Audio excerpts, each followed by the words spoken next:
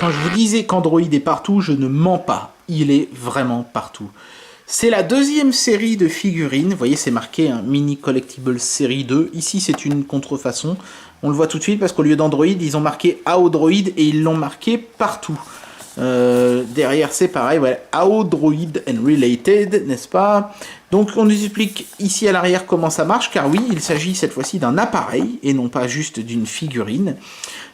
C'est une mini radio qui peut également faire office d'enceinte, mais pas Bluetooth, hein, filaire.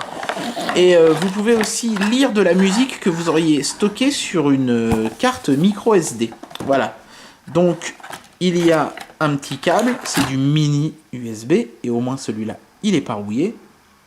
Si je voulais bien faire le point, voilà, mini USB. Et l'objet en lui-même est livré avec un socle métallique. Voilà. Tout bête, hein, mais c'est du vrai métal.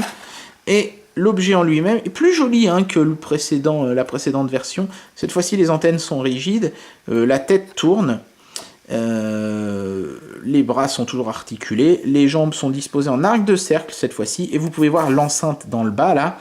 Donc le son peut sortir par les espaces qui ont été laissés ici intelligemment, c'est bien, bravo les gars.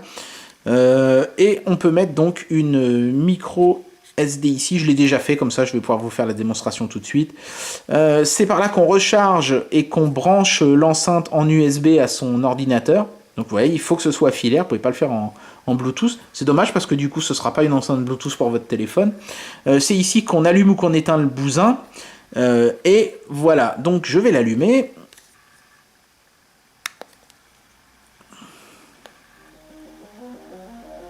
Voilà, donc là, ça c'est les musiques que j'ai mis sur la micro SD. J'ai mis des trucs qui théoriquement ne devraient pas poser de problème de copyright. Si je reste appuyé longtemps sur la tête, je change le mode. Là, je suis en mode radio. On n'entend pas très bien, mais on peut chercher les stations en tournant la tête.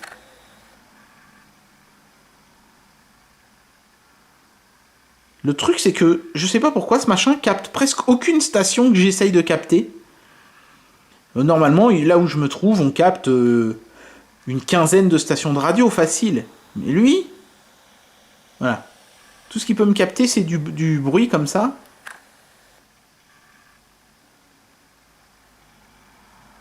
On va lui donner une deuxième chance. Ouais. On est revenu à la station de tout à l'heure. Donc là, ça veut dire qu'il trouve qu'une seule station, le machin.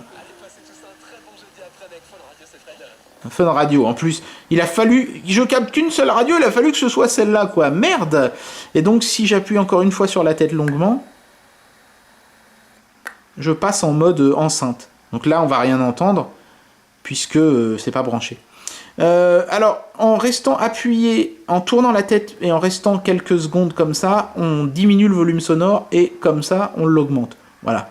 Ce sont les seules fonctions de cet objet. C'est un bel objet, vraiment. Mais, alors je sais pas si c'est parce que c'est la contrefaçon ou si c'est parce que c'est tout simplement la conception du truc. Mais on capte que dalle en radio. Le son est pas trop mal. Je pourrais vous... Enfin, il est un peu étouffé. Hein, je pourrais vous refaire écouter la musique de tout à l'heure.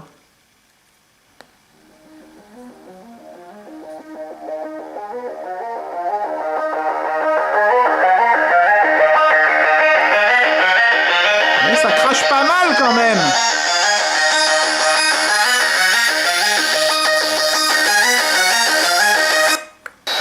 En ce moment, avec Sephora, recycler. Ta gueule. Voilà, donc comme vous pouvez le voir, le son est quand même assez fort, assez net, ça grésille pas ni rien, mais comme la radio fonctionne pas du tout, je vais récupérer ma carte avant d'oublier, tiens. Comme la radio fonctionne pas du tout, et que la fonction enceinte nécessite obligatoirement un câble, l'intérêt de ce truc-là est limité. Il faut quand même se souvenir que ce machin-là était vendu quelque chose comme 20 €. Et à ce prix-là, on trouve des mini enceintes Bluetooth ou des radios portatives de bien meilleure qualité. Reste que c'est un objet rigolo à mettre sur une étagère. Ça fait pas lourd. C'est tout pour aujourd'hui.